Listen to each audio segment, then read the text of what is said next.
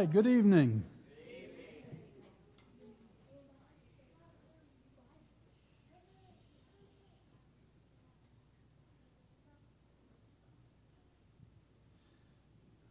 See, we have a couple of announcements to make. First of all, there is rumor that there's a fall festival coming up. Anybody know anything about that? Oh, well, guess it was just a rumor then.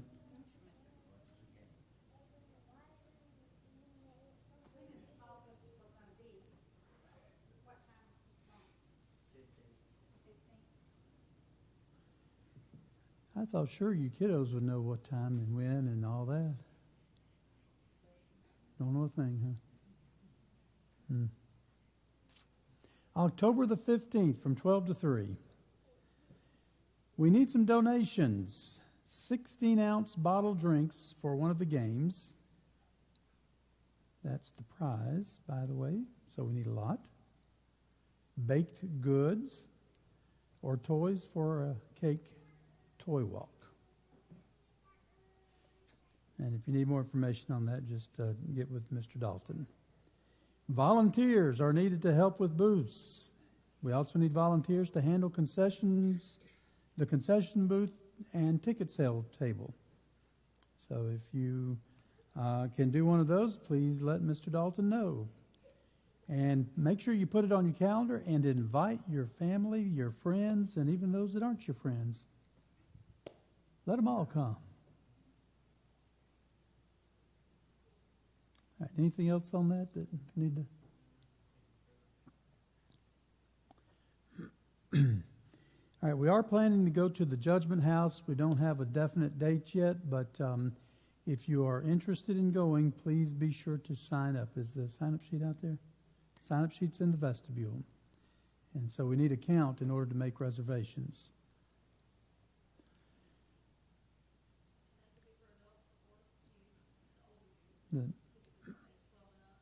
Right, 12 and up is what we typically, because of the nature of the, yeah, it's a little harsh for some of the younger.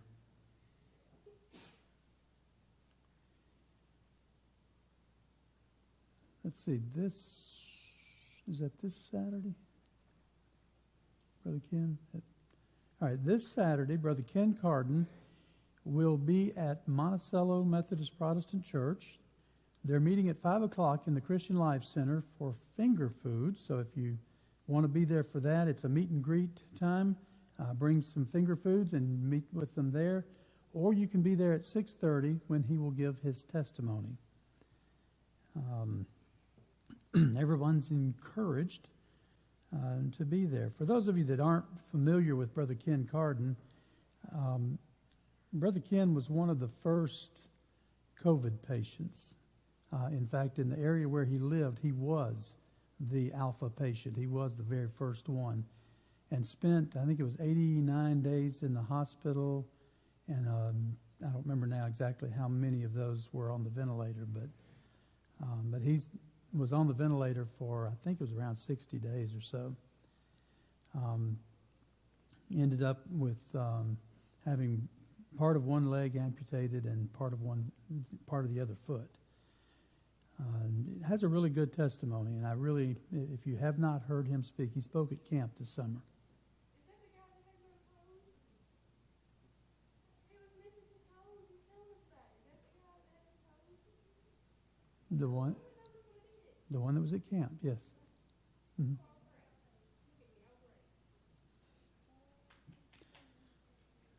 First time for everything, huh?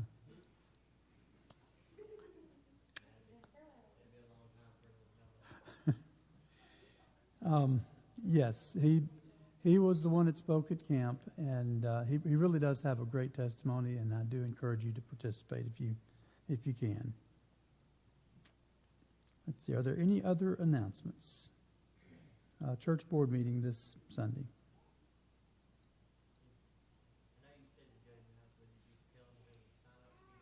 Yes.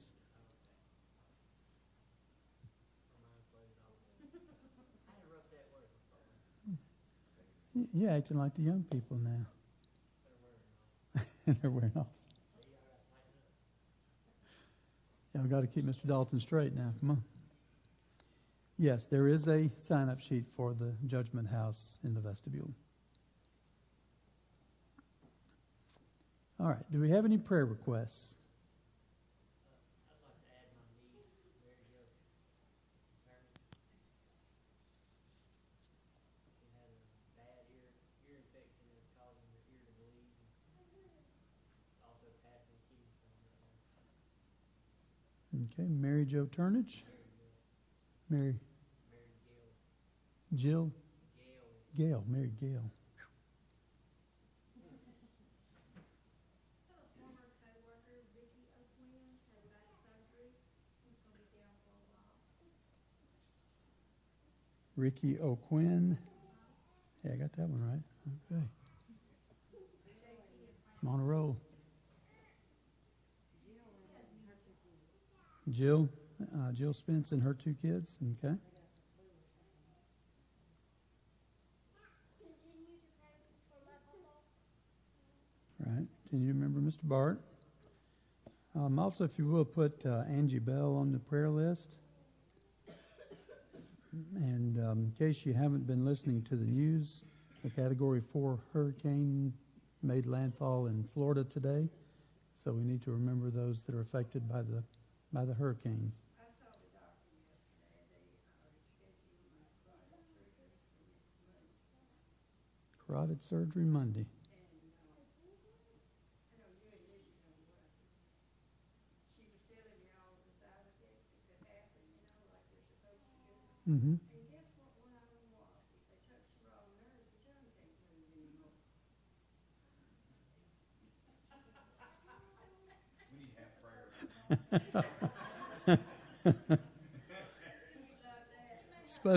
Special prayer request. I tell you what, I'd have to learn sign language awful quick, wouldn't I? That's when it became. Yeah. Then all we have to do is close our eyes. That means to tell you, you're not supposed to move when you do, you're not supposed to move. Right. Will that be at St. Dominic's? Yeah. What time? Well, they're gonna have to call me, and let me know the time. Okay. They went ahead and scheduled it for me, but, we'll see what time. Okay, I'll get with you later on that then. I got a praise report. Yes, ma'am. My brother-in-law on her list. Mm-hmm. They can't fix the diaphragm, and part of the lung back is paralyzed, but they have come up with a medication and a treatment that they can do to get him better breathing and not stress out his other lung. So Okay. I'm very pleased for that. Praise the Lord. All right, so praise for Ronald Jones. Mama's slowly getting better, but she went to the heart doctor the other day, and, we've got to make some decisions about possible surgery or not. I say no, and she was saying yes. Mama's always right. So let's remember Miss Louise. All right, any others? Then let's go to the Lord in prayer at this time. Ms. Rubinell, would you lead us in prayer, please? Our Father, we're so thankful to be here tonight. We're so thankful for each one who put forth the effort to come out. And we just pray now for these that they mentioned for prayer, Lord. You know what's wrong with them and you know how to heal. And we just pray if it could be your will that they would be healed and that we ask you to be with those that are bereaved. And Lord, we just pray a special blessing on this service tonight, Lord. We just pray that you would just come and be with us in a mighty way and just help us to understand your scriptures. We thank you in your holy name. Amen. Amen. All right, let's go to class.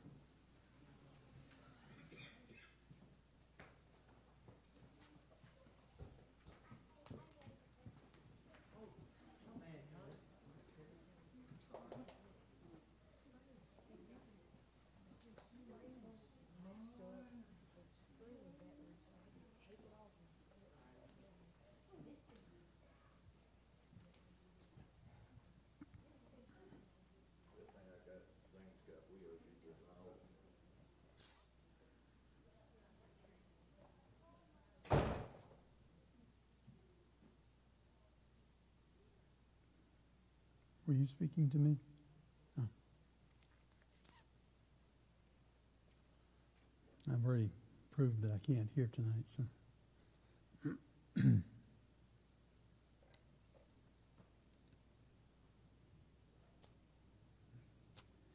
The church has an amazing opportunity. It's actually a more than an opportunity. I think perhaps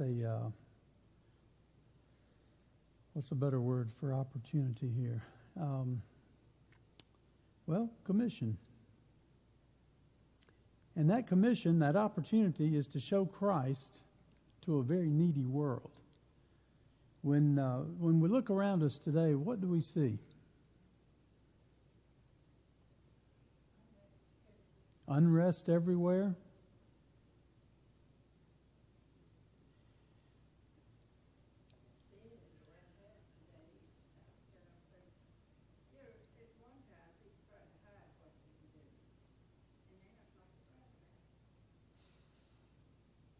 It's gotten to the point, it seems, at least in our culture, in our country, that sin is glorified and righteousness is attacked and put down and considered inappropriate.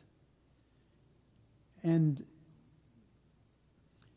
I guess the best way to put it then is, when does a light shine the brightest?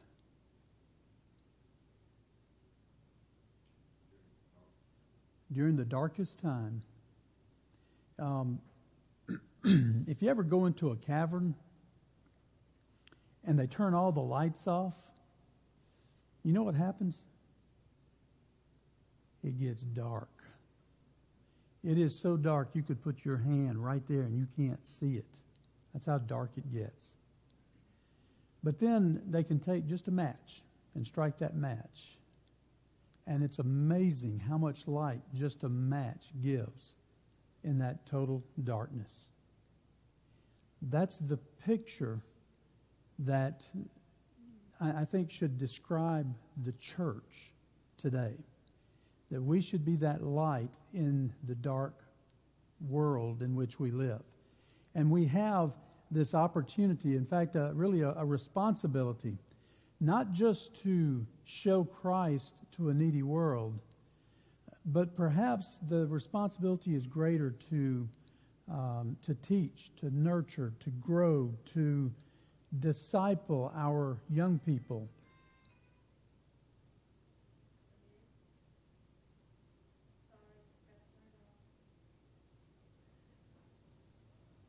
I lost track.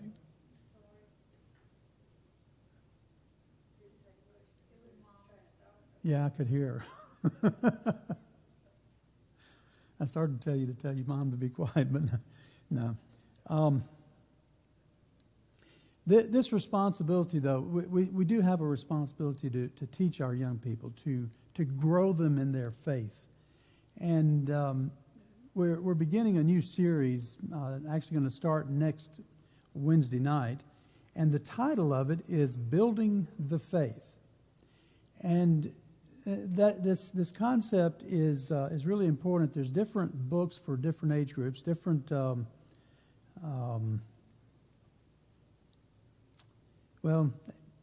different lessons. The lessons differ, and it's age appropriate. It's hard to say except for this group. Then again, maybe not. I chose the elementary student book for this group, so I think I got the right age group there.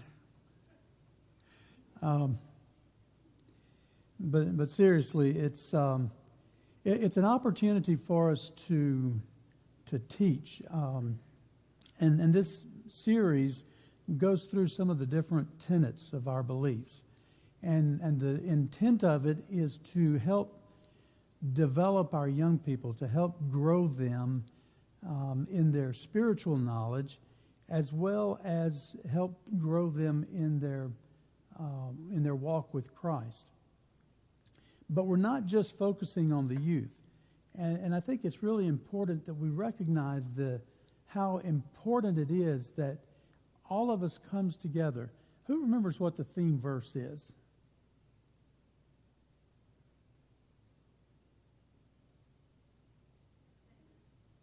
Stand together in the faith. And we'll go with that for the theme. Philippians 1:27. This verse was selected intentionally for a couple of reasons. One is because I had already been looking at it, in fact, had already selected this series to do on Wednesday nights. And as I was looking at some of the different ideas that were mentioned, this was one of the ones that was mentioned. Philippians 1:27 says, above all, live as citizens of heaven.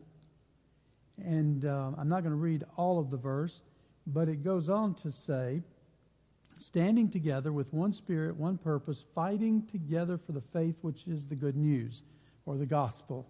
So when I read that, I got to thinking, sounds a whole lot like something else that we have.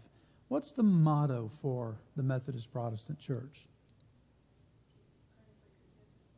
Earnestly contend for the faith which was once delivered unto the saints, Jude 3.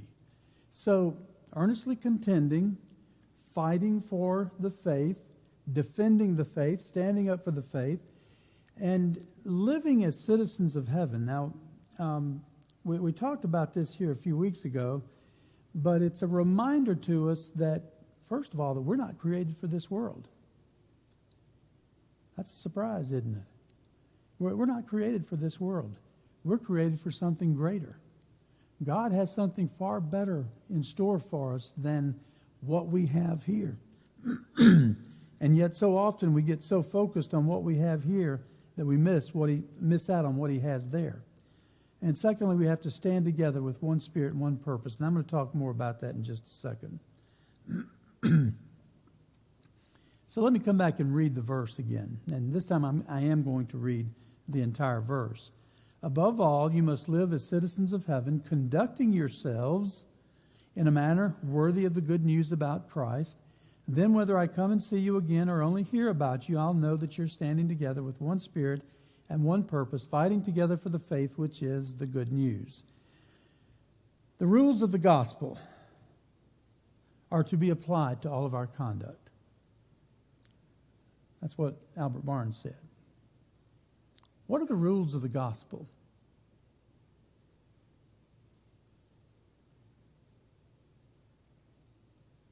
That'd be a lesson for another day then, huh? Love one another.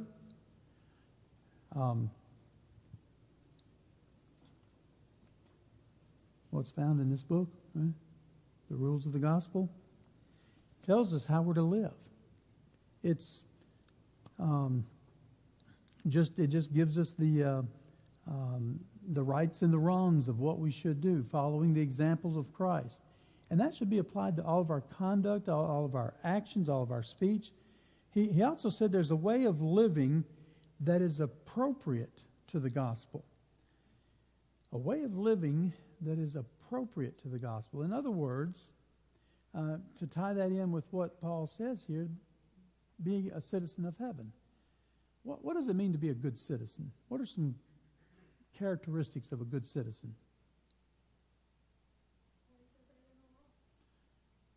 Obeying the laws. Trying to help others.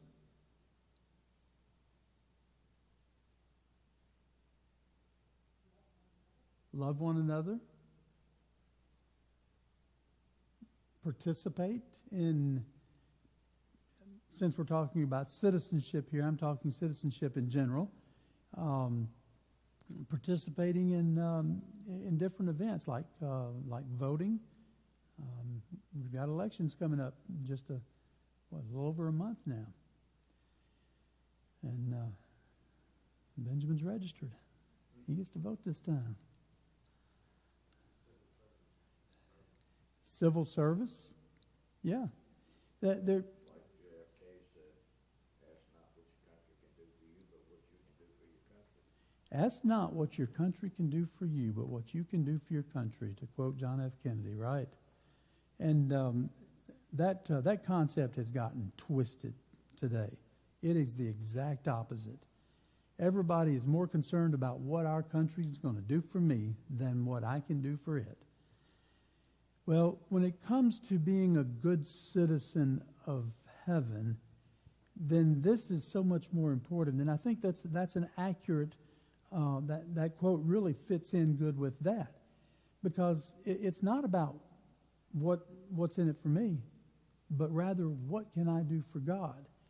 And so there's a way of living that's appropriate to the gospel means just that we're focusing more on serving God and doing His will. He goes on to say it's important that Christians should frame their lives by the rules of the gospel, and to this end should study them and know what they are. So we need to know what the gospel rules are. And how do we do that? We got to read that book. We got to study the Bible. We've got to know what it says. Get into it. Read the instruction book in one spirit. You know, Adam Clark has an interesting way of saying things sometimes, but I like what he said on this one. Being all of one mind under the influence of the Holy Ghost.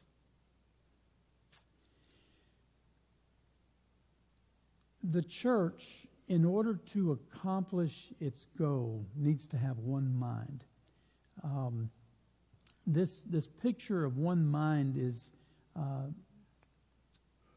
think a good description would be a ball team. Since it's almost basketball season, let's talk about basketball. That's a little bit more familiar with that. What happens when you have 5 players that get out on the court and each one wants to do their own thing? You don't have a team. You don't have a team. In fact, if you have 5 guys out there and 4 of them are working together and one's not, you don't have a team. It takes each one knowing the plays and working the plays and doing what's required. And when the play says that you're supposed to be right here at a certain point, then you better be there, because if that ball's going to be thrown to you and you're not there, guess what? It's a turnover. Somebody else is getting the ball. In the church, this concept of teamwork is critical. It's one of the things, when I went to boot camp, we had some of the, what's the best way to put it? Well, I'll just put it this way. We had some of the dumbest rules, and we had to do some of the craziest things. It was absolutely ridiculous what we had to do. By the end of the 8 weeks that I was there, I figured something out. You know, I'm a little slow. It took me a little while to learn. All of those really dumb things and those things that didn't make any sense had a purpose. And that purpose was to get, there were 82 of us in the company, to get the 82 of us to come together, to think together, to work together, and to work towards that common purpose. In other words, we became a team. When a ship goes to sea, depending on the ship, there could be anywhere from 250 to 6,000, 7,000 people on a ship. It takes each one doing their job in order for that ship to function effectively. If just one person doesn't do their job, it may not be too bad at first. But we had a training film when I was in the Navy. It was called 7 Sailors. And in that training film, there were 7 sailors, 7 men, that each one just didn't do something that they should have done. One of them, for example, didn't dog the hatch down all the way. In other words, he didn't tighten it all the way down. He left it just a little bit loose. Another one was, I think, painting or something back in one of the storerooms, and just didn't feel like putting everything up, so he left it all there when he left and just closed the door. And some other things like that, just things that didn't seem to have any effect. Well, the ship was hit with a missile. And each one of those things that those 7 men did caused, well, let me rephrase that, would have caused the ship to have been lost. This, by the way, was based on a true story of something that happened in Vietnam. The captain just had enough sense about him to run the ship aground on a sandbar to keep from losing the ship. But things happened that just one of them by itself, not really that big of a deal, but where the missile struck, caused a fire because of the paint stuff that was left in that storeroom. The hatch not being dogged down allowed the water coming in to go into other compartments. That's why you close them down, so that you can contain the flooding in certain compartments. Ship's designed to withstand that. But when you don't have it secured properly, then the water can go somewhere else. You know, in the church, we have this idea that, you know, if I don't do that, it's going to be okay. It's not going to matter. It's just a little job. It's just a little thing. It's not that big of a deal. Well, that's one person. But what if the next person thinks and does the same thing, and the next person thinks and does the same thing? What happens? The church crumbles. You ever made a snowman before? You start out with a little ball of ice, a little ball of snow, and you start rolling it, and before long you have a big ball of snow. That snowball effect, it gets bigger and bigger. And so that's what happens in the church when we don't have one mind and we don't work together as a team and each one do what God is asking them to do. Doesn't matter how small it is or how insignificant it may seem. Some of those smallest insignificant things can make a world of difference in someone's life. And again, remember, we're here to show the light to Christ. We have to strive together, to wrestle together. The Greek word would maybe be better translated wrestling together. Not in contention with each other. Oh, goodness gracious. That's what seems to happen more often in the church than not, it seems. I've seen some churches where I think the pastor should be wearing a striped shirt with a whistle in his mouth and be a referee to kind of keep things in order. It shouldn't be that way in the church, folks. We're to work together, to build together, to grow together, to develop together. And it's all in union against the enemy. Paul said that we're in a battle. We're in a fight. And it's a fight not just for our lives, it's a fight for souls. And this warfare, this war that we're fighting, has eternal consequences. And I think we lose sight of that too often, that we just get so focused on the here and now that we lose sight of what our ultimate goal and purpose is. Again, we're citizens of heaven. Stand fast. Standing fast may be a military metaphor meaning to stand firm, to refuse to retreat in spite of enemies' onslaughts. And, you know, sometimes when it seems like the enemy's fighting the hardest, it's almost as though we just can't feel like we can't stand firm. One of the great things about standing with God, though, is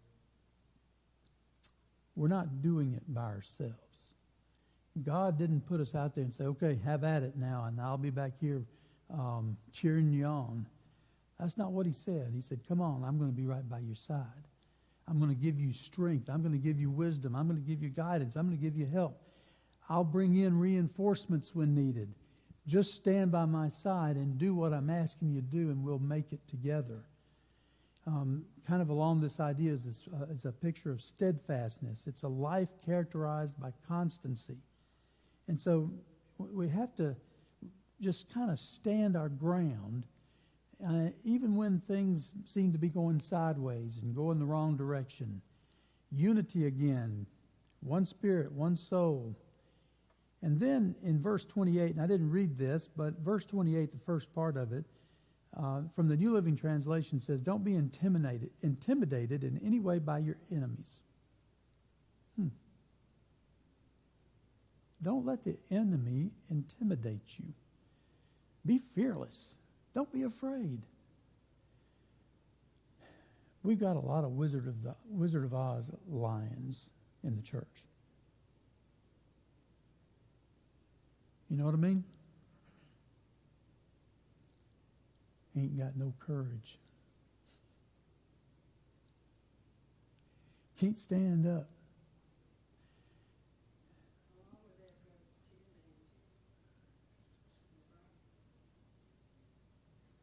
Yep.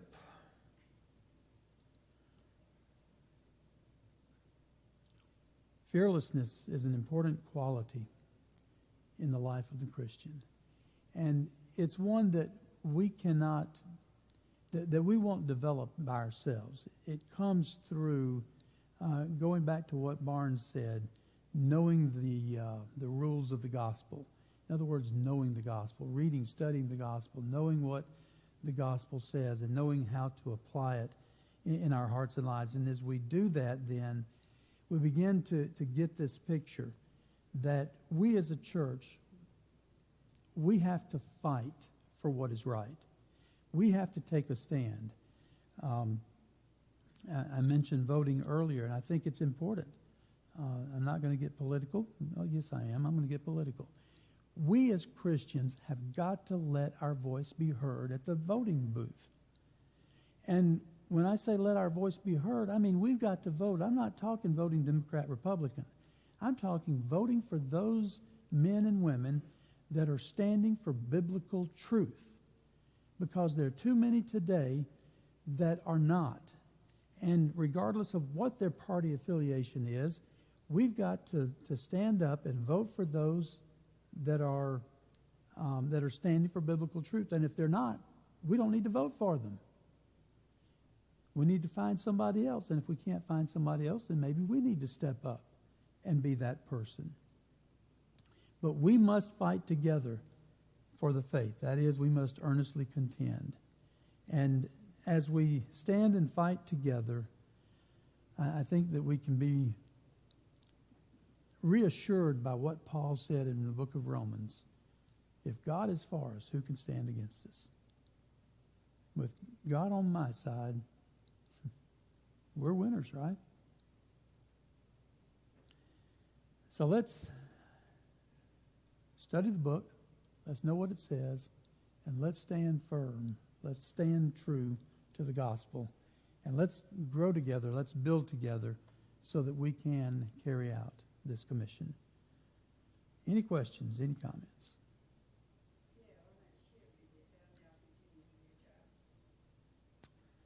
I'm sure that they did, and I'm sure that they were properly and appropriately punished.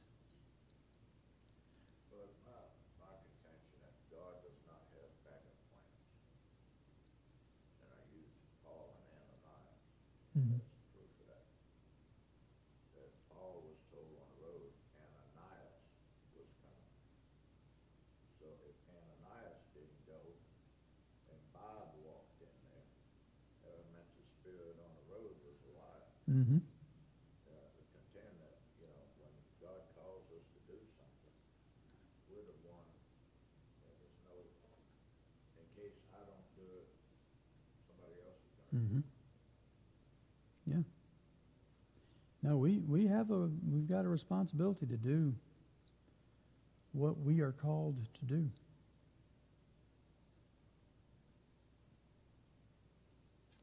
All right, if all hearts and minds are free, let's stand.